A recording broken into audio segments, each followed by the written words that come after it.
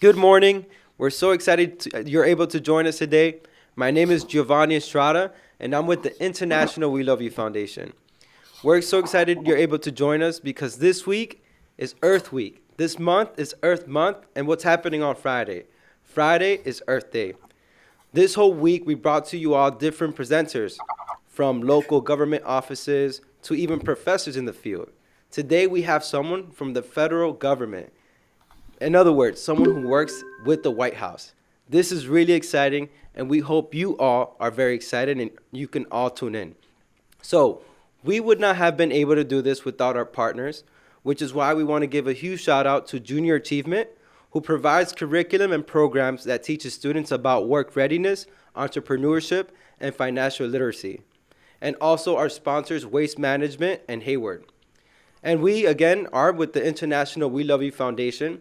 We are associated with the United Nations Department of Global Communications, and we believe that we can make an impact through a mother's love. So, again, we hope you all are excited, and we want to get right to it. But before we do, I want to bring back this piece of paper, right? So, Junior Achievement did an amazing job in having a template here where you can read a little bit about our speaker today. I'm not going to say her name yet. And then you can also see here, you guys can put some interesting points and also input your questions. So teachers, if you don't have this now, it's okay. Have the students, just write the notes in a notebook. And please feel free to also input your questions throughout the whole session. So I want to say one more thing. Thank you to all the schools. Actually, it's been projected that we have over 5,000 students that are going to be tuning in all the way from Palm Beach County and Treasure Coast. So thank you all for taking your time and joining us. So now for what you all been waiting for, our speaker, right? Today's day 3. So let's welcome our first speaker, Dr. Miriam Learberger. Good Hi, morning, Dr. Miriam everybody. Leerberger. How are you feeling today? I'm feeling great. I'm so excited to talk to everybody. I'm sure all the students are very excited as well. As you know, this week is Earth Week, and we're trying to inspire the students. Just very quick, how do you feel about this whole week? I think it's an amazing opportunity to see what we can do to help the climate, help our environment, and help each other. Awesome. So we hope you can all be 100% engaged, and we want to introduce our first speaker. So our first speaker works for the federal government, and also she's been a professor in many universities. In addition to that, she works with the White House, specifically working with the John Kerry's climate team. So we are very excited to hear your story, and we'll love for you to take it away. Thank you. So I'll give you a little bit of background just so you understand. And it means that if you've never worked climate, if you've never had anything to do with the environment, that's okay. I didn't either. When I went to college, I studied psychology, and I wanted to work with kids and different issues.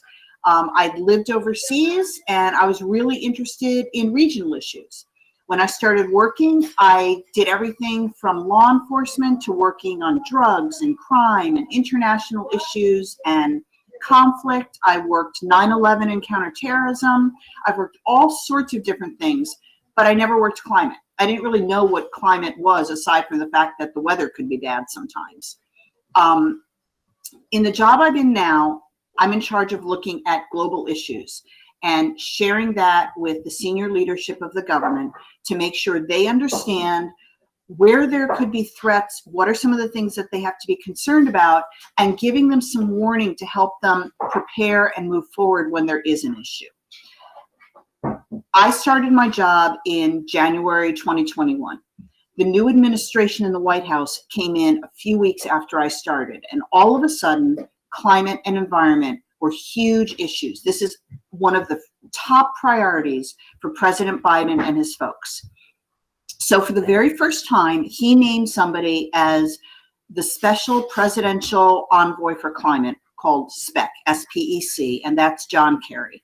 John Kerry's job is to make sure that the United States and other countries are working together to try and improve the environment and climate issues so that as you guys grow up, the world is a better place for you, and there are things available to you instead of disappearing, like land, like water, like food, things that all of us take for granted and we just assume are going to be there forever. But if we don't take care of the earth, they won't. So no matter how old you are or how much background you have on climate issues, you can get involved and make a difference. That's the bottom line.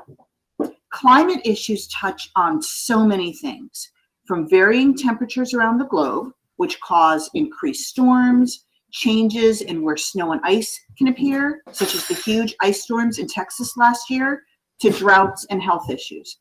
We're even having snow in the Midwest this week, end of April. Who would have thought that? When the ice melts in the Arctic, for instance, that makes sea levels rise around the world. The water rising in the oceans means that the level of salt in the oceans changes, which then affects how fish can live, and that further affects the livelihood of people and animals. Additionally, rising sea levels means that those areas that are considered at sea level, which means they are low to the ground, may readily flood. If the sea levels rise in these areas, that means people can no longer live on land. They are thus displaced, they lose their houses and their land, and they need to migrate or move to other areas, often with just what they can escape with. That creates further issues for other areas of the world, where people migrate to without jobs or housing or anything of their own. They don't have medical care, they don't have anything that will help them live. A large unexpected influx of immigrations to an area means cities and housing become crowded. Schools become crowded, and the resources of that city are stressed. Money that would usually go to needy people in the city, such as those who are homeless, will be stretched to cover new immigrants and their families. Climate change affects other issues as well. For instance, weather changes affect critical infrastructure. Critical infrastructure, which is a word you hear on the news all the time, includes things like roads, dams, cell phone towers, and communication systems. It includes the stoplights on the streets. It includes the hospitals we look at. It includes our banking systems and how we get money. It includes all the ways that we communicate with each other through our phones, through the internet, everything that we use on a day-to-day basis. If the roads are washed out, supplies cannot get to the people who need them. If the cell phone towers and communication systems do not work because of heat or power issues, that affects the ability for banking, how hospitals can work, telephones, and many other things you use in your everyday life. For instance, in a hospital, when you have people who are on oxygen and can't breathe without being plugged into a machine, if the electricity isn't working and there's no backup system because of floods or fire or some other kind of weather issue, then that risks the lives of those people. Climate affects many aspects of our daily life. Many areas for which you would not think would be affected by a climate issue happening half a world away. As young people, you can get involved in so many areas that help spread the message of climate change impacts. Many young people don't necessarily trust older people making decisions about climate. We see that on the news with kids and young adults talking about how they don't like the decisions their parents or their leadership have made. You could be scared about the future of the planet, but you can do something. You can be involved and you can take action, however small. You have a collective voice with others your age and can get messages heard by so many people if you work together. As parents of 2 young adults, I know firsthand that young people can really argue extremely well. You can make your point, you can bug us, You can say, I need this needs to happen, and you can do it over and over and over again. You can make your cases based on facts, and you can change the minds of people my age. Each of you can so easily do that. You can find an issue you're passionate about. You can get the facts about that issue, and you can make your arguments in a clear and effective way. If you are passionate about different issues, you can and you should talk about that issue. Find others who are also passionate about the same issue and work together to create a message you want heard. Write an article for your newspaper. Create a blog and provide facts on your issues for others to consider. You can even run for city council positions when you're of age. You can even take action actively at your schools and in your communities. You can organize people in your school to plant trees, adding to the need for oxygen in the atmosphere. You can volunteer for organizations helping with environmental issues. Many schools have a graduation requirement to volunteer somewhere. Why not make that volunteer experience something that is fun for you, but also supports a cause that helps so many people? There's some very simple ways to help with the climate. You can turn off lights you're not using, saving electricity. You can make sure that faucets aren't running for too long. When you brush your teeth, you can turn the water off when you're doing your brushing and then turn the water back on when you need to rinse your toothbrush or your mouth. You can close windows and doors to allow heat to stay in a house. You can take showers that are a bit shorter than normal, saving water. You can turn off your computer when you're not actively using your devices, again, saving electricity. When you drive, you can consider getting an electric car, just as my son did last month. It doesn't go as far as I would like it to yet, but it's an electric car. Carbon emissions are a critical concern for increasing temperatures globally. The production of coal and gas produce carbon emissions. Having an electric car saves those emissions and is green. And electric cars are getting better and better and more effective every year. You can take a bus or carpool to help the effects of carbon emissions. Best of all, you can let your friends know what the effects are of climate change and help them get involved in volunteer activities. The best way to make a difference with climate is to think about something you already love to do. If you're an artist, you can create art about climate issues and get your message across that way. If you love to write like I do, you can write stories or articles. If you like to talk, you can put together groups to discuss these issues and how to make a difference. Network with others and work together on those areas you love. You all have so much talent and such big voices and have so much that's important to say. Using your voices and your talent for something like climate issues will help so many people for so many years to come. I hope that helps, and I am perfectly happy to answer any questions you have. Your teachers will also make sure you have my email if you want to talk with me or ask questions outside of this forum, and I'm happy to talk with you and answer anything I can. Awesome. Back to you. Thank you so much. How was that, everyone? Can we get a huge round of applause, please? Thank you all for listening. Awesome. So thank you all so much for joining. Dr. Leerburger, that was amazing work. That was also very inspirational. And now we're going to move forward with our Q&A time. Are you ready? Q&A time. Yeah, okay. So this is the time where the teachers can go ahead and input the questions. So please feel free to do that. And as we see them, we'll go ahead and start asking. So any questions would be great. So I have one question for you. So when did you know this is a career you wanted to pursue? That is a great question. So I was really fortunate. I grew up right outside of New York City. And so I had all sorts of different cultural opportunities available to me. And my parents were very, very supportive in letting me try things. I was able to go on something called American Field Service, or AFS, to Indonesia when I was in high school. And AFS is all over the country. When I went to Indonesia, that opened my eyes to how different things were from where I grew up. There were sewers running down the roads.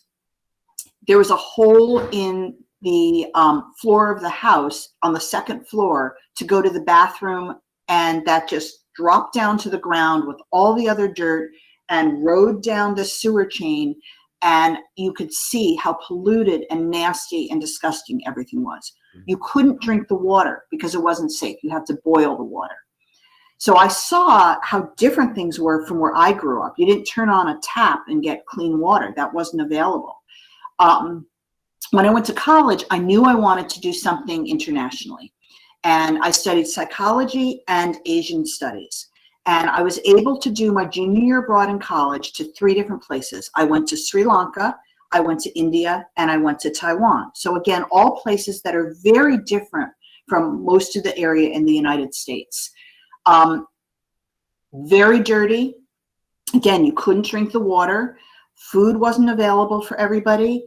And there was a rainy season in the Asian areas I was in, which meant that you either had a hot season or you had a hot and rainy season. The streets would flood. Things wouldn't work. Electricity wouldn't work because there was too much put on those systems by people. There are too many people living in the areas. There are people living on the streets. So I knew I wanted to do something that would help people in other places. So I took a job with the government right after college, and I was very fortunate that they allowed me to work on things that I really enjoyed. So as I said earlier, I got experience working with things like drugs and counterterrorism and all of the bad things. I never knew much about climate as an issue. I knew that environment was an issue, but I wasn't an environmental scientist, and I thought you had to be. When President Biden came in office and I realized this was going to be part of my portfolio and I started doing research, I understood that it doesn't matter if you're a mathematician or an engineer or a computer scientist or somebody in the STEM field. If you're somebody like me who has more of a soft science background and writes and researches and thinks and works with different political customers and people within the state and local and federal governments, that you could make a difference in what you're doing. So I got very focused a year and a half ago in looking at what mattered with climate and what I could do. And what I could do with my skills was write a lot of papers and do a lot of briefings and talk to people and say, here's how it affects you. It's not just in another country. It's not just weather being bad for a week. This is something that affects all of us. We don't think about places like the Arctic, which is so far away. Mm-hmm. But as the ice is melting in the Arctic and the water levels rise, that affects us. For instance, in Alaska, because of the rising sea levels from the Arctic coming all the way out towards this part of the world, there are little villages on the ocean that are now underwater. They don't exist anymore. There are islands in the Pacific, in a warm water area, that are disappearing because the water is rising and going above their land and the islands disappear. Those people have to go somewhere. They don't have food. They don't have clean water. So in terms of your question of how did I get interested in this, it happened over time, but without having a background that I thought would matter, that didn't matter. You can get involved in anything you have passion about, and you can find a way to do that with the skills that you have. Oh, that's amazing. Really, all it takes is passion. Having a dream and putting it into action is all it takes. So thank you so much for that. As you've been giving us your answer, we have many other questions. So we're Sure. going to keep it moving. So this is a double question. It's how long have you been working in the White House, and also have you met the President, Joe Biden? excellent questions. That kind of gets to what we were talking about before this. I had been working with the White House this time just for a year and a half. But in the job that I have now, I've been in my job for 38 years, and I have worked with the White House and with senior leaders in the White House for probably maybe 25 to 30 of those years. So I've worked with different people. I've worked with the United Nations. I actually have gone with the United Nations to different areas to work on issues with them. In terms of meeting Joe Biden, I have not met him officially. I missed him by about 10 minutes. As we were talking about earlier before I started talking to you guys, I was unbelievably fortunate. This is sort of like your bucket list of dreams you get to do. I was invited to go with the White House and work with the White House on the COP26, which is the Climate Conference of the People, which is COP, run by the United Nations for the entire world to try to solve climate issues. So this year's COP26 was in Glasgow, Scotland, and I got to go. I was at the hotel with the president and with all of his people. I had the room next to Jake Sullivan, and I was put into this little room, and I was there all day long, often much of the night, and I would be looking at information and providing briefings that were given to John Kerry, to the president, to Jake Sullivan, to Pete Buttigieg, to many others on what they needed to focus on that day or that hour for really critical climate information. So President Biden was coming back as I was leaving one day. I could see his motor convoy coming in. I missed him because I'd already been there for 16 hours and I had to go back and get sleep before I came in really early the next day. But the Marines, the security guards I was working with, did get to meet them. It was, I think, close to 11:30 or 12 at night. And President Biden took the time to bring all 40 of these Marines out, talk to each one individually, give them a White House coin, shake their hands, and take a picture with each of these guys. And they're early 20s. So he is an incredibly smart and kind person. Wow, that's amazing. Just the work you've been doing, even with the United Nations and the White House, and doing all the briefings for them, that's really inspirational. And it shows that you all can do the same. So to the next question. Next question we have is, how has the climate changed since 1980? So I was in high school in 1980. I was just about to go to college. I didn't know much about climate, but what we have seen is that there are significant weather changes. We have watched that just in the last few years. Because of the significant increase of carbon emissions, which are the emissions from our cars, from our work habits, from things that we're doing, the weather has gotten much, much worse. And that weather causes droughts in many areas. You hear about that, and you've certainly heard about it from the 80s through now in Africa.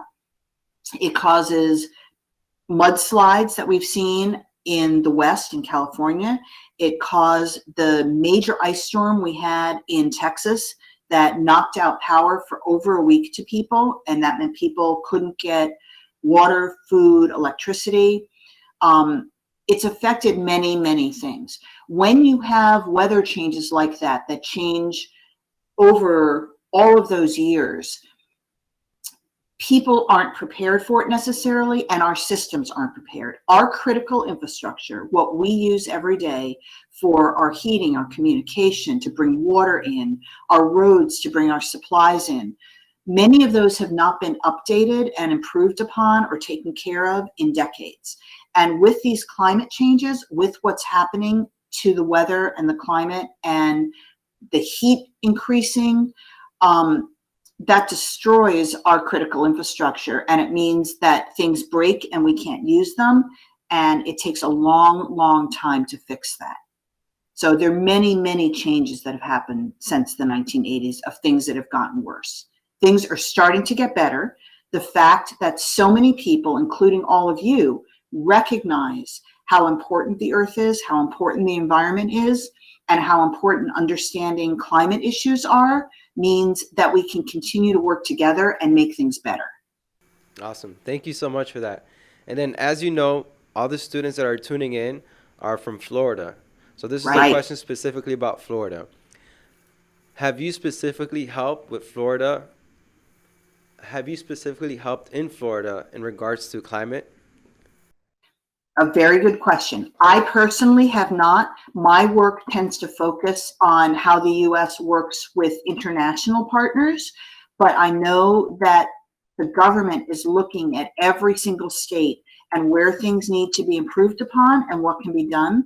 And the fact that you're all here in a UN-sponsored program shows that Florida is so important and that there are issues and critical infrastructure affected by climate that need to be improved upon in Florida as well. Awesome. Thank you so much. So another question is, what is your favorite part of your job? That is a great question to ask anybody. I tend to be very outgoing. And again, as a New Yorker, I tend to like to talk. So I love working with people and talking to people and learning things. I've been able to travel a lot and I love to travel. But what I really love is to research and write. That's my favorite part of working. And the job that I'm in allows me to write and provide to people and talk to people a lot of things on the issues I like. So I get to use my brain. I get to think. I get to come up with things that I think are really important and influence other people to see what's important and why, and help them make decisions on what they can do about it. So that's my favorite part of my job. Awesome, awesome. We have another question. Teachers, please feel free. This is the last question. But if you have any other questions, students, feel free to input any questions you have. This next question is, can climate change affect the human population? Without question, absolutely. So when you have climate change, that means that you have changes in the temperature. That means you have changes in the weather, like we've talked about. When you have changes in temperature, when things get too cold, when things get too hot, that changes the food structure and the water structure. Water may not be as potable, which means that you can't carry it. Water causes drought when you have climate issues, so the water can go away like we've seen in Africa. When you don't have enough water, when you don't have enough food, that means that people can't live. So climate affects the human population by causing disease and death. When you don't have safe water, you have bugs that can get into the water. You have bugs that can get into food. Those bugs can cause disease. Changes in temperature and in climate can cause major health and disease issues. And that too affects people's lives. When you have excessive cold or heat, that sometimes can affect the length of people's lives over time and how long they might live in an area. When you have areas that disappear, like the islands we talked about, and people have to migrate, they don't have the health and wellness available to them that they would have in their own home environments. And by having to move and go someplace, there are safety issues with that. So all of those things can affect the human population. When you don't have a safe home to live in, that means that your health and welfare and your safety are affected overall. Awesome. Thank you so much. And I have one more request for you. So I know you mentioned this in your presentation, but just to summarize everything, what are 3 points that we can do today, or 3 actions that we can take even today to make an impact around our community or even the world? So first thing is to figure out, in terms of climate, what you're passionate about. What is something that makes you really happy about climate, that you like, or something that makes you really scared or upset or angry? Focus on something that gives you a strong emotion, because if you have a strong emotion about something, you're going to want to do more about it. Once you figure out 1 or 2 or 3 things that you're really emotional about or have a lot of questions about, then you want to figure out how you get more information. You can do research on the internet. You can do research in the library. You can talk to your teachers. You can ask your teachers, for instance, if they can dedicate 15 minutes to talk about whatever that issue is. You can offer to talk about that issue. You can stand up to your classmates and say, this is something that matters. What can we do together? If you can get people to work together on something, you have more power. So the first thing is figuring out what you're passionate about. The second thing is to do the research and get the facts about that issue. The third thing is to take action.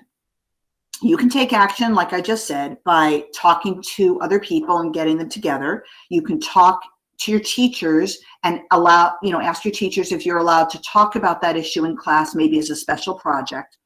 You can talk to your community leaders and go to your village or your town hall and see if there's somebody who's already involved in that issue and see if you can volunteer to get involved.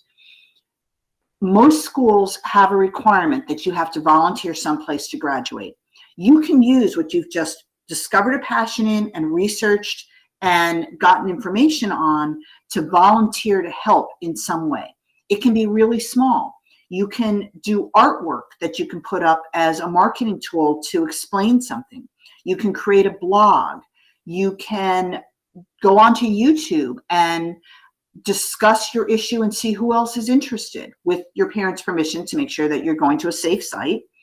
There are all sorts of different ways, but you start with figuring out what you're interested in. Then you talk to your teachers, your parents, other leaders, adults you trust, the YMCA. If you're involved in sports, your coaches. If you're in a church or a temple or a mosque, you can talk to your religious leaders. You talk to somebody who can help you gain access to taking action on that issue. Awesome. Does that help? So, yeah, that's great. So find something you're passionate about, do the research, and take action. Exactly. Perfect. So, awesome. You summarized it much better than I did. No worries. So if you all want to take action, guess what's happening on Sunday? This Sunday, we're having a cleanup. So we'll love for all you all to be inspired, right? And take action even right away. The theme of this week is invest in our planet. In other words, you and I should take time and even put it into action so that we can make an impact. So we want to invite you this Sunday to our beach cleanup. We're partnering with Loggerhead Marine Life Science Center, and it's happening on Coral Cove Beach. We're registering at 8:30, and the cleanup starts from 9, and it goes to 11. If you want to sign up, please visit us at www.WeLoveUusa.org, and we'll also send you the flyer and also the link as a follow-up. Thank you all so much. Before we conclude, we hope you can join us. All right, Dr. Leerburger, ready? 1, 2, 3. We love you. We love you. We love you. Thank you all so much, and we'll see you tomorrow. Have an awesome day.